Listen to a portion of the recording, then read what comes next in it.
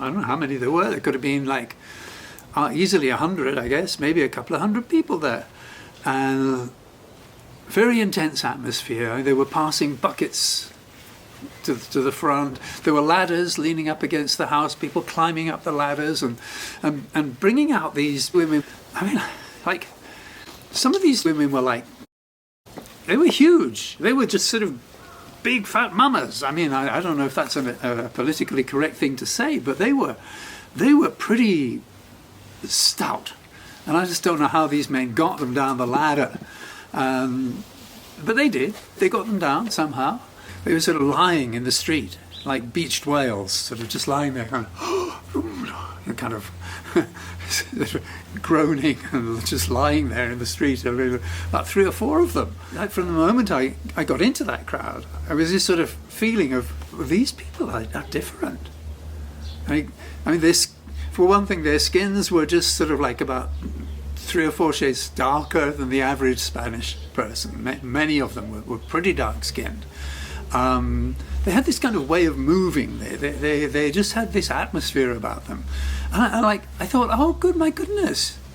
I've seen these people in town holding up little bits of card or things like that, or trying to tell people's fortune, or I don't know what it is, different ways of trying to hustle and get money in town. These are gypsies. These are gitanos.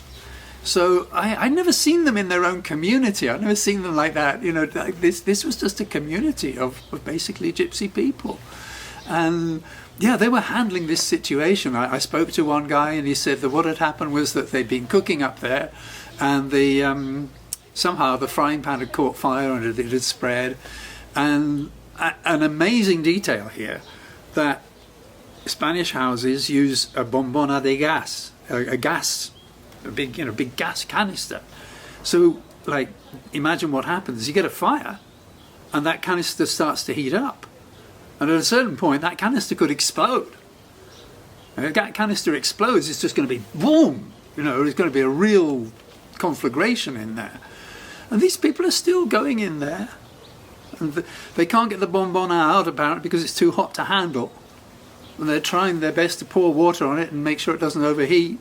But they're risking their lives going in there, getting these women out of there. No, there was no fire engine, there was nobody, nothing. After about, it must have been about half an hour it took them to get this whole thing under control, to get the fire under control and get the women out of that. And finally, there was a sort of bee-bor, and a couple of police cars turned up. I mean, not a fire engine, just a couple of police cars.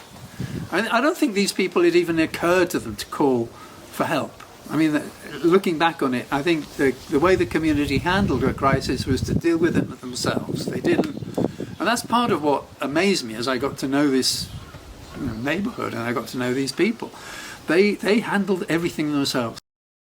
Anyway, that's all something that I learned about later on. At that time, all I knew was that these people had put out this fire entirely by themselves.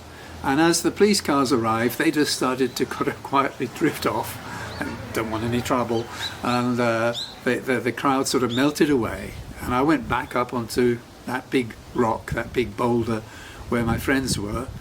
And of course, by now it was night time and we needed to get back into town.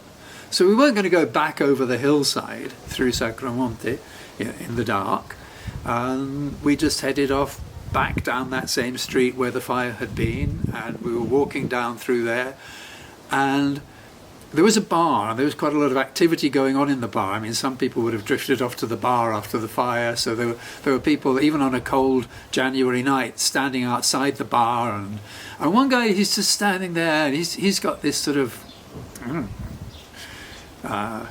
lank black hair reaching down to his shoulders, and he's got a limp.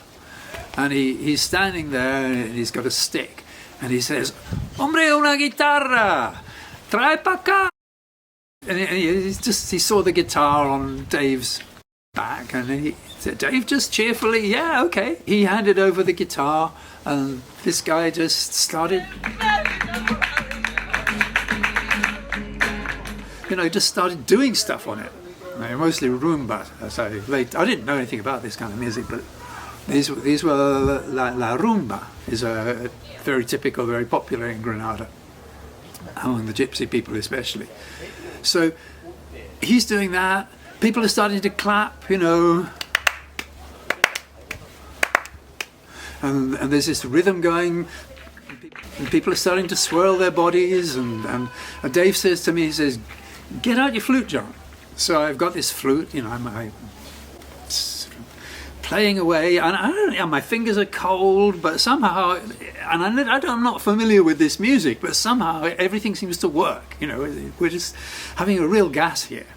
And he gets out this little Moroccan drum, and bum bum bum bum bum bum. We're away, and there's this crowd. People are bringing us glasses of wine, and it's all just sort of, it's all happening. You know, it goes on for, I think about 40 minutes or so.